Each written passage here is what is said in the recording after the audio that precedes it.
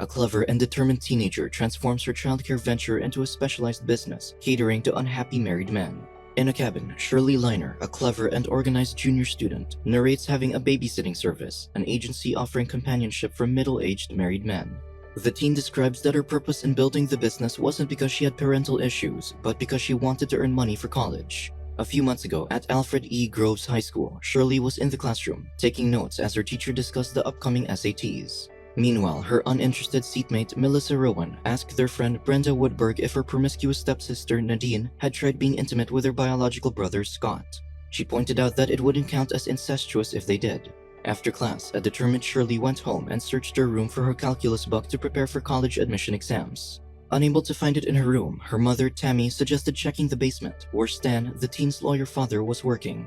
Shortly after, salesman Michael Beltran picked her up for a babysitting job. Strangely, when he greeted her, the shy student pulled her hair behind her ear, implying her interest in the married man.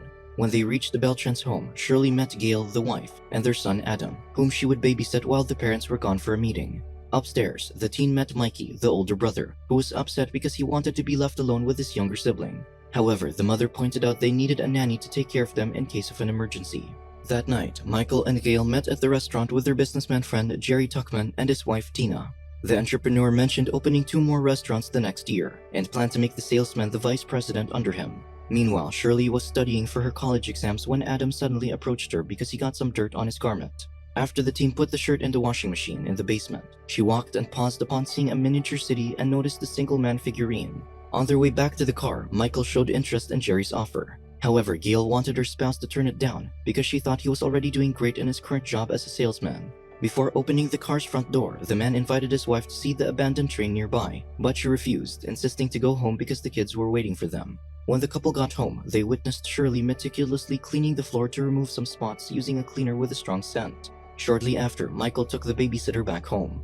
While on the road, the teen's stomach suddenly growled, prompting the man to invite her to eat at a diner. There, the two subtly flirt with each other, finding out they were both night owls and doing stupid things. Shortly after Shirley shared her obsession with keeping things in order, she asked Michael how he met Gail. In response, he shared that he met his wife, who used to be troublesome, outside of Ann Arbor through his friend Jerry, his entrepreneur friend. Before leaving the diner, the married salesman asked the nanny if she already had a boyfriend. However, she responded by looking at the silly customers nearby, implying she didn't have one because guys her age were immature for her. On their way to Shirley's house, Michael invited the babysitter to see the abandoned train, where they explored and eventually kissed, which the man regretted. After arriving at the teen's home, he paid her an extra tip. Upon reaching home, the disturbed student obsessively washed her hands while looking at the money she earned. Afterward, she looked at her triple reflection in the window. Meanwhile, Michael couldn't sleep beside his wife after realizing what he had done. The next day, Shirley attended class, trying to concentrate on the reproductive health subject. Meanwhile, Michael seemed preoccupied as the boss, George, discussed their new potential car product. After class, the nanny hung out at a coffee shop with Melissa and Brenda. As her friends argued about girls asking guys out, the studious teen interrupted them, insisting they should make peace with each other. Shortly after, Michael, who was in the same place, smiled at the babysitter from the window. Suddenly, Gail approached her, asking her to care for her kids on the upcoming weekday night. However, after her babysitting job, the salesman and the nanny ended up being fully intimate with each other inside the car. Later, after driving her home, the man paid the teen a generous amount of money. After her session, Shirley retrieved her total earnings in her bedroom and wrote "trouble" on the top dollar bill before putting it back under her mattress. Meanwhile, Michael immediately washed his clothes upon returning home. Afterward, he noticed that the little man in his miniature city had a woman beside him, revealing that the nanny had placed it because of her obsession with keeping things in place. The next day in biology class, the brilliant student revealed to Melissa that she had been earning lots of cash from babysitting. Meanwhile, the salesman also shared his intimate encounters with Jerry, who immediately became interested in hiring a babysitter for him. When Michael called Shirley to ask for a nanny for his friend, she assigned Melissa to do the job. After the new nanny cared for the kids, the entrepreneur spent intimate time with her as he drove her to the coffee shop. Upon meeting her friend, the intelligent teenager requested 20% of her salary as she was the one who arranged the opportunity for her. After finalizing the deal, the friends attended a party where the shy Brenda asked Shirley to accompany her in approaching their classmate and his stepbrother's friend, Doug, whom she had a crush on. Later, the nanny received calls from 2 of Jerry's friends, who also requested babysitters, which concerned her because they might end up in prison. When Melissa heard about this, she convinced her worried classmate that they wouldn't go to jail. After taking her friend's advice, Shirley proceeded with the business and agreed to take one guy. Her friend then suggested recruiting Brenda for the other one. Before the studious teen left the party, a shy Scott approached and offered her his hoodie to keep her warm. Shortly after, he kissed his brilliant classmate, who didn't reciprocate the gesture. After the awkward encounter, he excused himself and returned to the party. When Shirley got home, Michael snuck into her bedroom through the window. As they kissed, Stan suddenly entered the bedroom to ask for some peroxide, prompting the married man to hide under the teen's bed. Shortly after, the nanny's father stayed beside her on the bed to ask if she was dating Scott, since her classmate had called for her the other day. The adolescent then reasoned that she was tired and wanted to sleep to make her dad leave. When Stan left the room, Michael emerged from under the bed, holding Shirley's money stash, which he found slipped on the mattress. Meanwhile, Jerry's friend Mark Wesler took Brenda to the woods after her babysitting job. However, when he attempted to kiss the teen, she pulled back, unaware of the information Shirley had shared with her client. Embarrassed, the man complimented the nanny's beauty, eventually leading to them being intimate in the grass. Concurrently, Michael called Shirley, whom she discovered was busy babysitting another client. After Mark dropped off Brenda at her house, Melissa and the studious teen approached the recruit, explaining that they had been doing business together since last month. The interested rookie then requested another client to babysit, indicating her wholehearted commitment to joining the team. Following this, Shirley began formalizing her business by organizing her babysitter schedules and printing out calling cards. Meanwhile, Michael and Gail had dinner with the salesman's boss and wife. After eating, George confronted his subordinate about the declining quality of his work, asking if something was going on with him. However, the man denied this, suggesting revisions if the boss didn't like the outcome.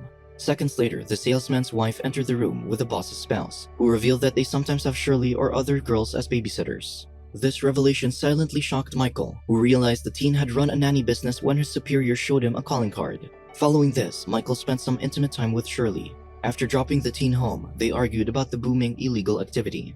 Realizing the high risk to the business, the teen upped her price to $300, which the man eventually agreed to. The next day, Brenda approached Nadine and flexed her new jacket that she bought from her babysitting salary. When her stepsister showed interest in earning money, the teen asked her to be a substitute nanny for a client without informing Shirley first. When the businesswoman discovered this, she requested her 20% cut from the recruit and officially added her to the team. However, Nadine betrayed the business by starting one of her own and recruiting her friends, resulting in Shirley's loss of clients. Because of this, the studious teen confronted Brenda, confirming if her stepsister was doing business on the side. However, her friend chose not to reveal the truth. Upon sensing that they were being lied to, Shirley and Melissa went to school that night to go through their treacherous teammates' stuff while Michael stood guard for them. After Melissa found nothing in Nadine's locker, the trio smashed everything to conceal their true intention. When Michael went home that night, he lied to the worried Gail, informing her he was in a conference. Because of this, the concerned wife reminded her husband to always call her if he would be late. The next day, the students were taken aback by the state of their trashed school, leading the principal to invite everyone to the hall. Before heading to the assembly, Shirley and Melissa gathered Nadine, Brenda, Barbara Yates, and Allie Town in the music room. The leader then reminded them not to steal her clients, avoid showing off expensive items, and always give her the agreed 20% cut. After everyone left for the assembly, Melissa stayed with the intelligent businesswoman, informing her to take a working vacation at Jerry's cabin. She prepared fake permission slips so the girls could disguise their outing as a school trip, whereas the men would tell their families they were having a company retreat. On the day of the trip, the babysitters and their clients all attended to spend some time together. After Jerry brought some illicit substances to Michael, he revealed his particular interest in Brenda because she was naive. He pointed out that the teen would look back one day and think she had an exceptional experience. Later, when Michael witnessed Shirley intimate with another man, he felt uncomfortable and walked out. As the teen followed him, she ran into a dazed Brenda, who was going to the restroom. In the present time, the salesman offers the bright teen an illegal tablet after touching her inappropriately. Meanwhile, Jerry invades Brenda in the bathroom and attempts to exploit her. When the teen suddenly calls for her mom, the middle-aged man stops and then walks out, leaving her teen traumatized. The following day, Michael offers Shirley a ride home. Concurrently, during Brenda's babysitting duty, the troubled nanny suddenly calls Scott to pick her up so her client wouldn't have to send her home. Upon arriving at her house, the traumatized babysitter slams the door, evidently affected by her unfortunate experience at the vacation house. The following day, Brenda informs Shirley that she doesn't want to be in the business. She then agreed and promised to keep quiet about their illicit activity.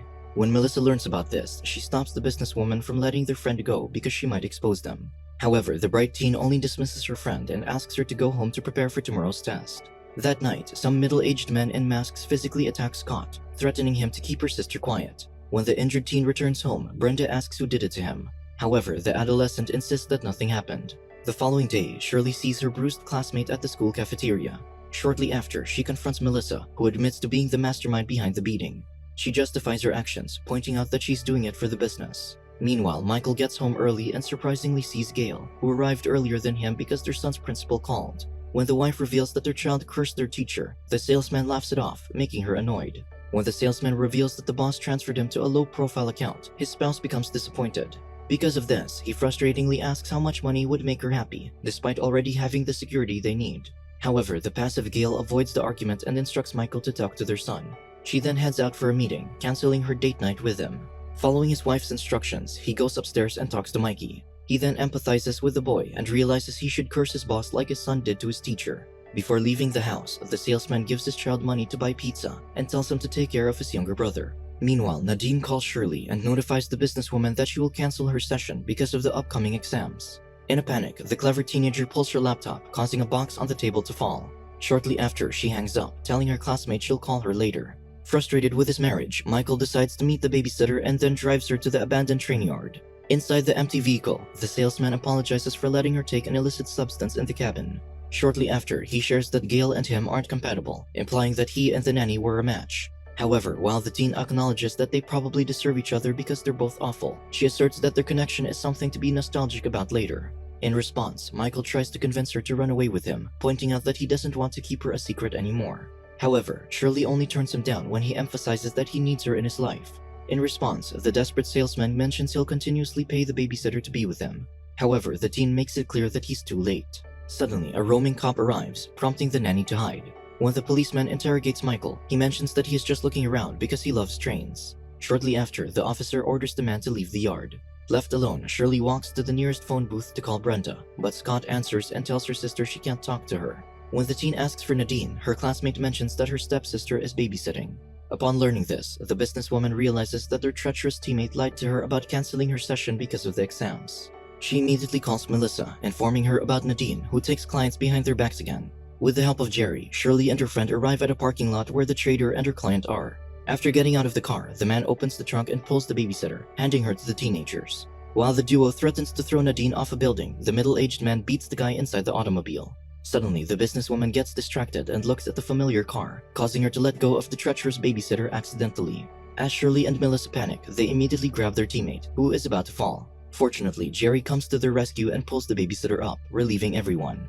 Behind them, the guy inside the vehicle comes out and shocks Melissa. Seeing her friend's reaction, the bright teen turns her head and surprisingly finds her father, who turns out to be Nadine's client. Realizing what she has done, the businesswoman breaks down. Years later, Shirley, who has a new job and a personal car, drives to Michael's place and sees her ex-client happily bonding with his family. Shortly after their eyes meet, the former babysitter returns to her car. She then tearfully reflects on her babysitting experience as a unique moment in her ordinary life. Subscribe to watch more videos like this, turn on notifications and leave a like to help the channel out. Thank you for watching.